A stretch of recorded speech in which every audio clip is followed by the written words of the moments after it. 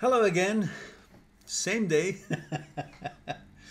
I felt that there are a few other things that I need to discuss with you, which is related to the subject that I just finished talking about, which was how to find the most suitable girlfriend.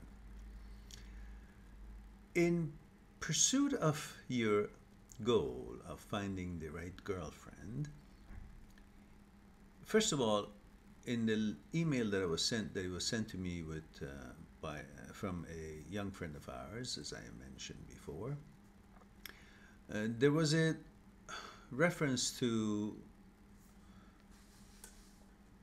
how people look and if someone would should find it necessary to have a nose job, or I don't know if the ears are too big or something.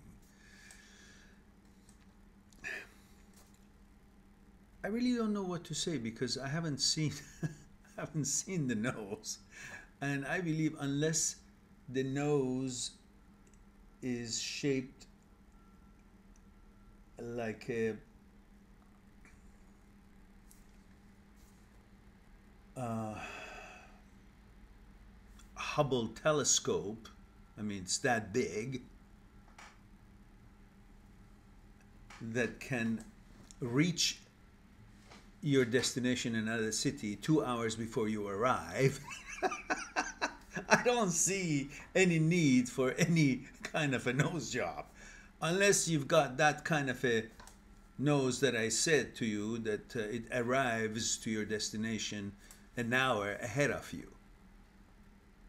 What kind of a what kind of a expectation do you have from yourself that you're supposed to get a nose job so a girl would like you? Well, better not have a girl who wants you for your nose or for your ear or for your shoe size, not to like you at all, than have a girl who wants you for these sort of things. Otherwise, today she wants you because you have a nice nose. Tomorrow she wants somebody else because he has a nicer nose.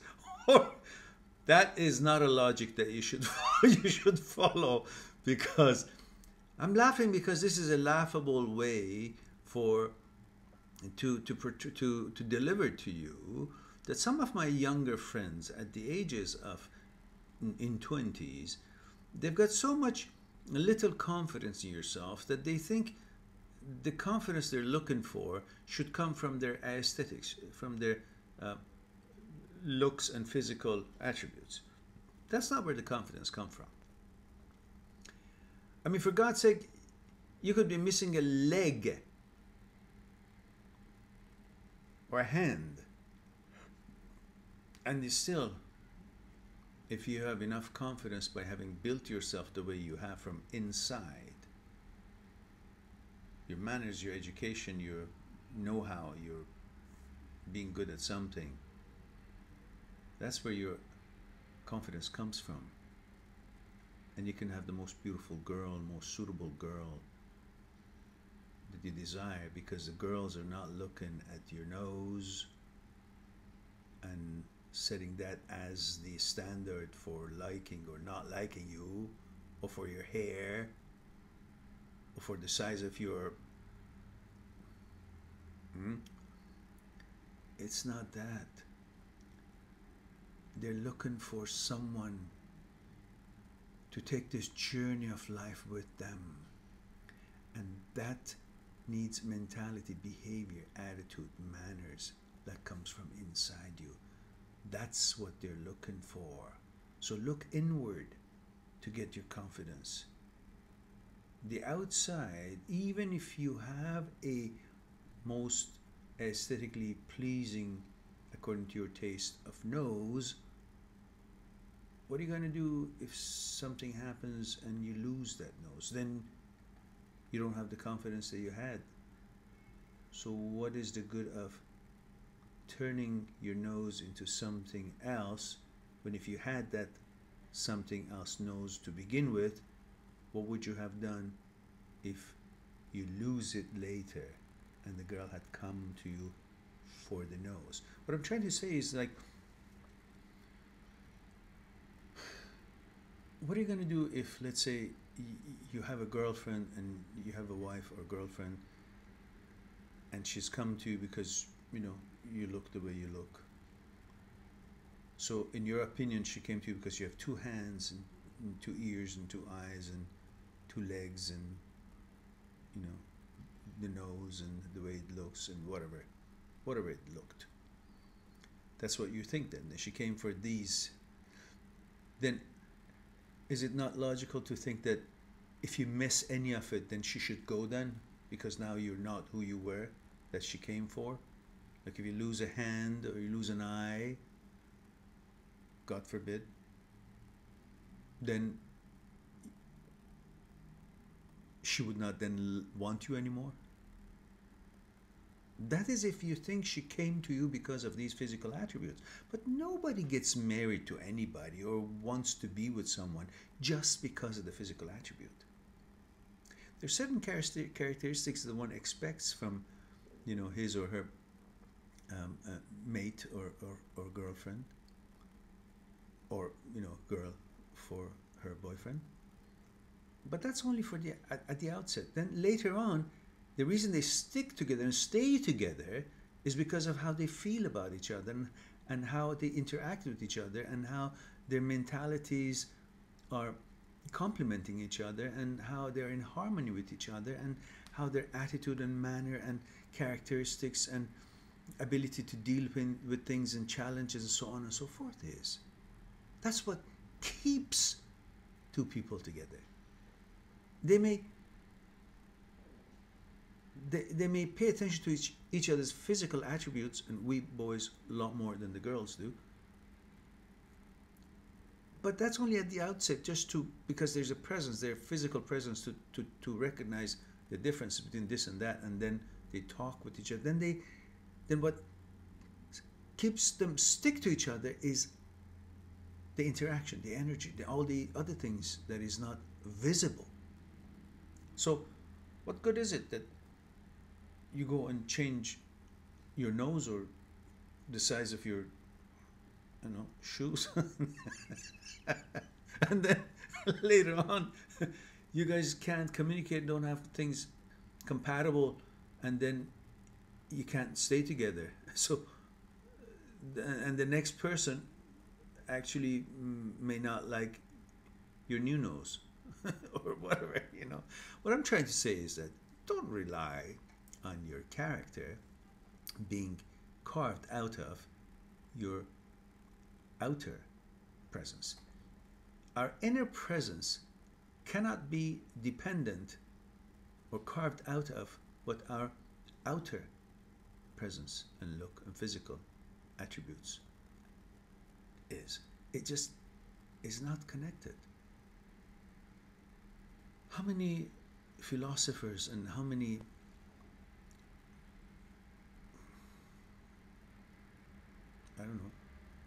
mystics and how many brilliant people are actually necessary to be good looking? I mean, there are lots of monks in monasteries that they're all really compassionate and really understanding, and everybody really, once they get to know them, they love them for who they are, what they say, and what they think, and how they teach, and so on. Are they really all that good looking? Mostly not. But everybody loves them.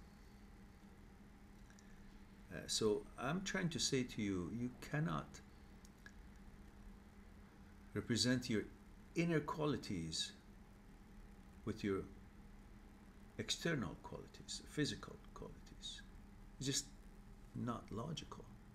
Otherwise, if that was the case, then only certain look of people, only people with certain looks would be able to have the great qualities that only can be formed from inside of us. Only people with certain look would be good people. Only people with certain look would be compassionate, would be loving, would be caring, would able and capable to become good at something. Only people with certain look would have the ability to be smart, to be educated, to be able to handle challenges and manage life, to be good at what they do, to be able to love, to be qualified to be loved. I mean, can you see where this goes? Totally what you're really embarking on. It's a wrong affiliation to what makes a good person an attractive person. Attraction is not really just physical. The physical attraction is very short-lived. Yeah? It's like if you connect two pieces of wire from one source to a machine. Okay, you connected them. But as long as there's no electricity flowing through it, this source and this machine have no goodness for each other, no use for each other. Nothing works, nothing gets done, nothing moves, nothing functions, nothing creates. So physical connection, which is what we men and women physically can recognize each other or be attracted to each other, or it's kind of a physical connection. That's just like this. Okay, it's connected. Now what? If there's not enough electricity going through to make things work, whether it's connected or not connected makes no difference, and might as well be disconnected. It will be disconnected, or it will be forgotten. It will not get anywhere. So really the same thing with us. It doesn't matter how you look, that look, if the look is the only thing that connects two people, then what are they going to do after they physically connected? How is it going to make a difference in both sides of them if there's no electricity going through, if there's no energy flow, there's no compatibility, there's no character compatibility between them? So might as well didn't do any good. Yeah, they got connected. Yeah, they're good looking. Okay, what? Fine. So what? They're no use to each other, because when they become useful to each other is when they have interaction, when they have things in common, when they can appreciate each other's inner beauties, inner qualities, and inner refinement.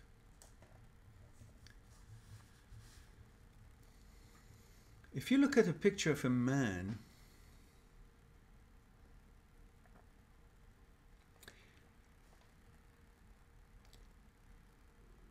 who is, for the life of crime, is condemned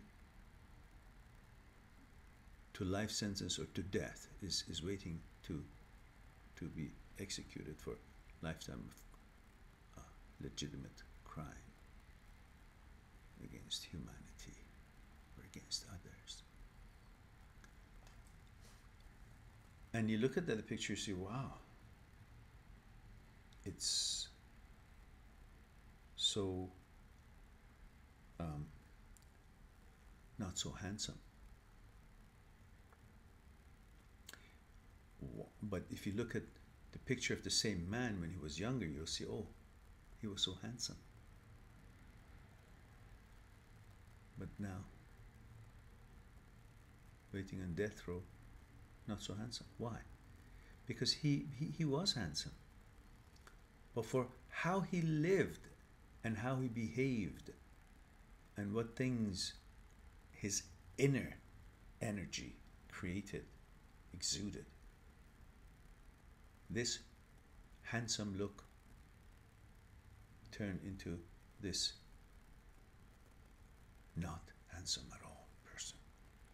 He changed from this good looks to this not good look. And then for the same token, when you see a handsome scholar and musician or philosopher, and you look at his picture, most often you see was so unrefined, so crude, and yet for the life of smooth kindness and understanding and learning, and the kind of life that the kind of time that he spent through his life, the things he did and how he thought, how he developed himself, then when he becomes a scholar, his face also is so refined and presentable and handsome. So it is really what's inside you that makes you handsome in reality, in real meaning, not just aesthetic handsomeness.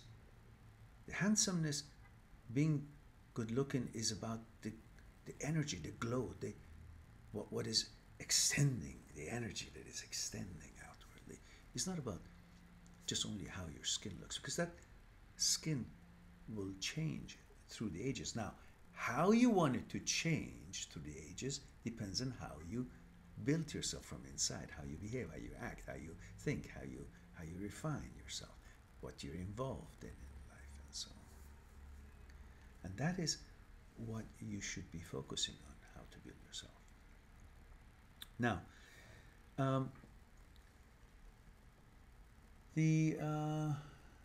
sorry about that. There's a telephone ringing. I was just trying to see who's disturbing me while I'm having an important meeting with you. Now, the other subject that I wanted to talk about, so that was my view about any kind of a physical alteration for men.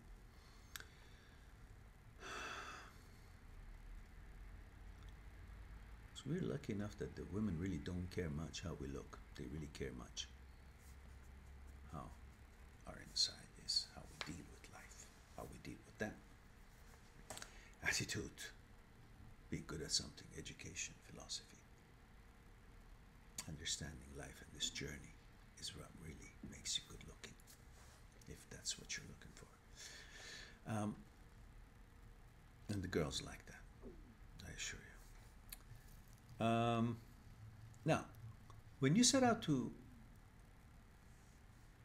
find something, as you're talking about, you don't like to hear no when you're trying to ask a date, and you like to hear yes. Well, everybody likes to hear yes, but answer me this. When you want to buy a shirt, do you find it the first store you go to?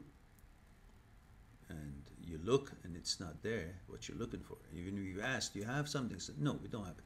So what are you supposed to do? What's rejection? Because you asked for something and you were rejected. I mean, your idea, what you wanted, what you were looking for, it wasn't there. So should you not give up? You go to another store, another store, another store, and so you try them on even sometimes. It doesn't look good. So what do? Oh, no, it didn't look good, so I'm no. No, you throw it out, you go somewhere else, right? And if you're looking for something, if you're on a hunt, scavenger hunt, or just any kind of hunt, or searching for something, what do? You find it the first place you look? No, you look at this corner, it's not there. You look that corner, it's not there. It's just like a rejection. It's a failure. You looked, it wasn't there. But you don't call it failure. You don't call it rejection. You call it search. Because that's what it is. It's search. And you must go through maybe 10 or 20 or 100 places and not find what you're looking for before you find what you're looking for. But you're not going to say, oh, well, because I didn't find it in 2 places, then I don't like to look somewhere when what I'm looking for is not there. Well, it's just like saying I don't like to be hearing no when I ask a girl to have a date on a date. Well, why? Part of finding what you are looking for is not finding what you're looking for in many other places. That's part of searching, part of finding. So rejection is part of life. It's okay. Rejection, every rejection is a sign that you're one step closer to finding what you're looking for, whether it's a girl or something you lost. If I'm looking in this corner of the room and I can't find it, that means one less corner that I have to look for. I've already done this. I'm one place closer to find what I'm looking for. Hang on, I lost you. There you are. So if I don't find it here, that means I'm one step closer to finding it, because there's one less place to look for. So that means if there are 10 more places 10 more corners that I should look for that whatever I've lost, I've done this. So good news, I'm closer. So when you get a rejection from a girl, good news, you're one step closer to find the one, because maybe it takes 100 rejections to find the one, but you just had the one of the 100 rejections. Great, there's only 99 left. Another girl, no, oh great, 98 left. This is the reality of it. It's like sales. You go to one store, you go to one client, you want to sell them something, they say no. Oh, okay. One less client, one less no I should hear to get the yes. If there's only 100, if there's 100 no before we hear one yes, then I should be happy every time I hear no, because that means I'm now closer to that one yes that I'm looking for. Whether it's in finding what I'm looking for, or shopping that I'm doing for clothing, or the girlfriend or the sale that I'm trying to make, or the girlfriend that I'm trying to find, and I hear rejection. So rejection is good, is not bad. Rejection is a guidance, is a guideline, is showing you the way. But this was not right, so make it twig it this way. Okay, a little bit that way. Okay, that. It's guiding you to your destination, to your goal. So it's okay to hear no.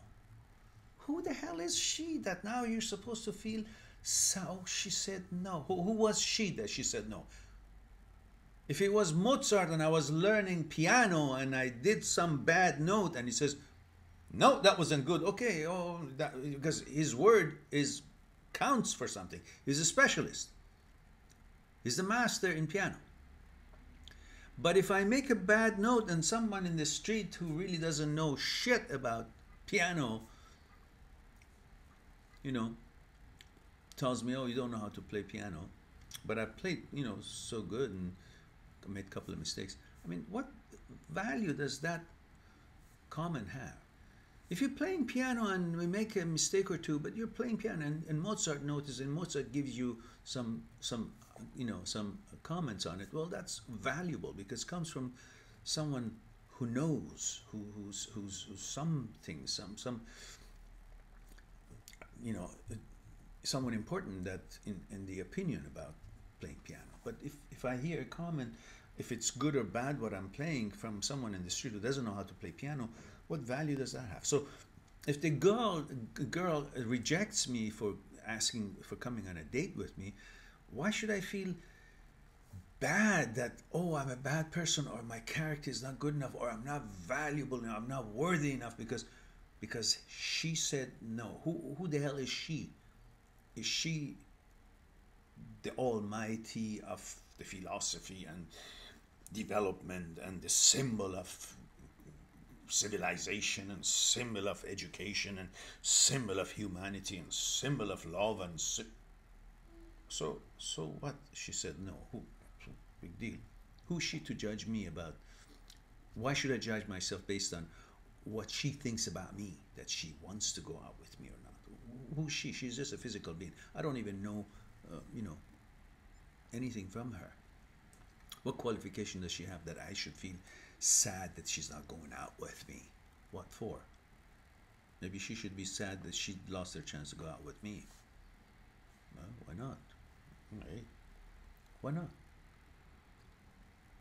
Or is it because she's beautiful and she has a high heel? What, did you want to be in high heel too?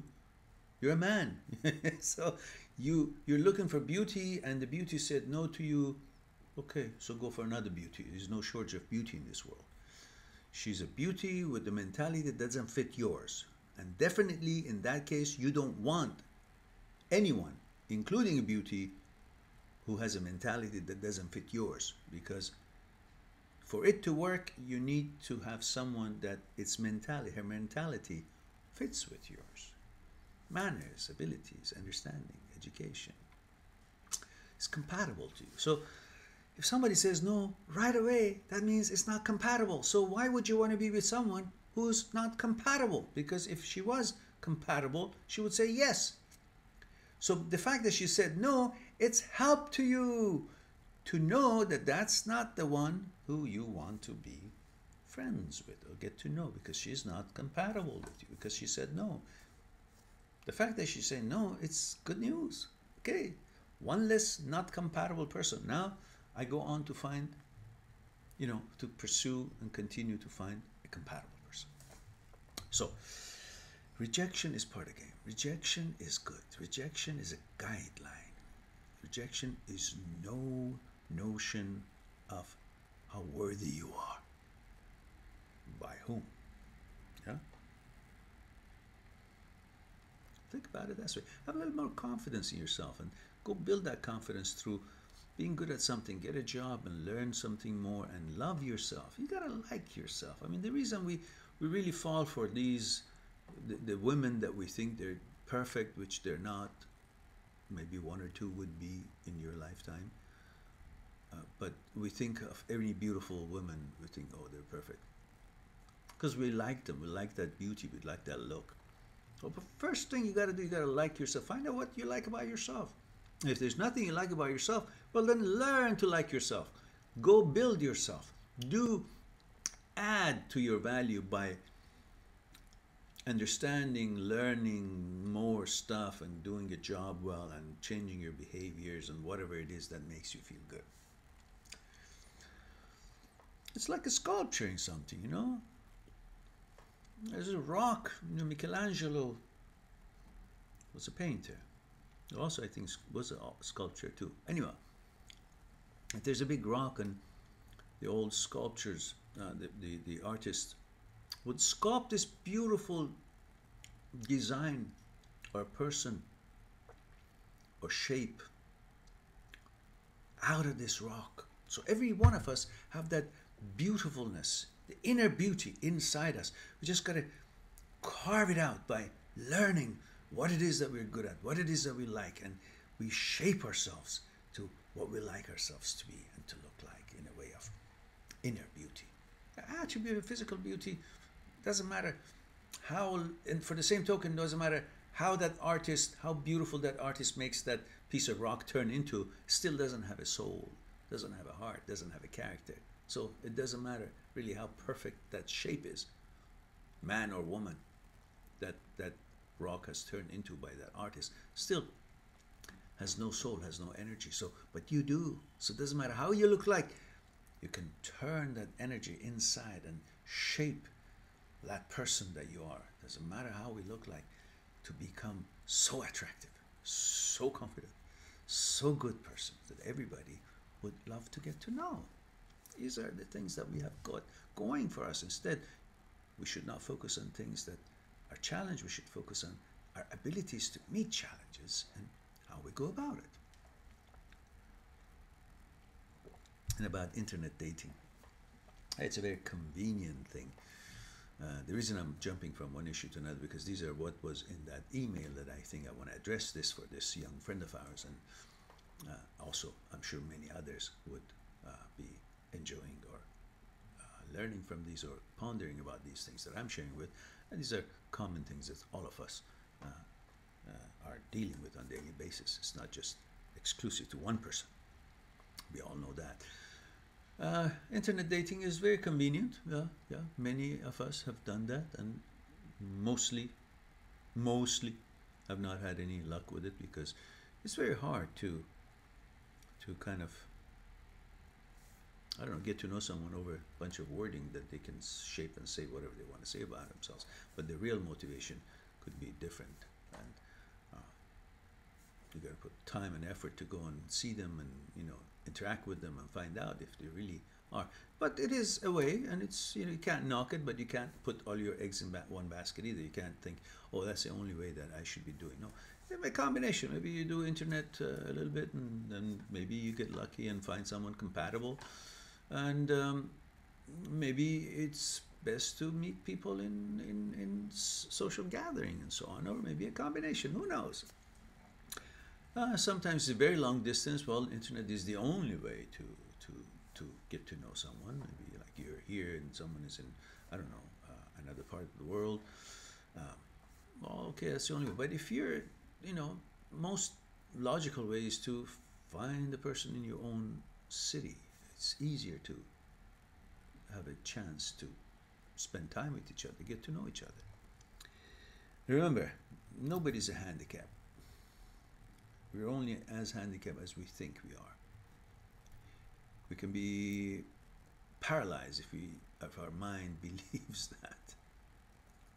And we can be as good looking as it could ever be if we believe that what we are is not only what we are made out of at the outside, how aesthetically pleasing or not, we have something else that can refine everything. That's from inside to refine the outside. You know, it's like the example of the iceberg that I said in my previous talks about meditation and so on. We were talking about human abilities and so on. We said that our body is like a visible segment of an iceberg. If you know what iceberg is, that those big pieces of ice on the ocean that you can see, some of them are really big and some of them are smaller. And our body, our physical body, is like the visible segment of an iceberg on top of the ocean. But as you know, iceberg is not what is visible on top of the ocean. The whole iceberg, is part of it is outside the ocean and is visible on top of the ocean, and 1,000 times bigger than what's visible on the surface of the water is underneath the water, which is really not visible. Like this is the top maybe, and 1,000 times bigger is underneath the ocean, which is not visible. Same thing with us. Our body, our size, our look, or whatever else is part of our total capability. Is like the visible segment of an iceberg. But like the iceberg itself, we have 1,000 times bigger and stronger qualities inside us, which is not visible. Yeah, and the two of them, the top of the iceberg, tip of the iceberg, and bottom of the iceberg, they all together, they make the whole iceberg. We too, we're made out of what is visible and what is not visible inside us. And the one that is not visible has got more power and more abilities to shape and change and create and refine itself. And it also then affects the outside. And then together, it becomes the whole person. So don't look at yourself as what size you are, or how much hair you have, what kind of nose you have, or how big or small you are, or how you look like.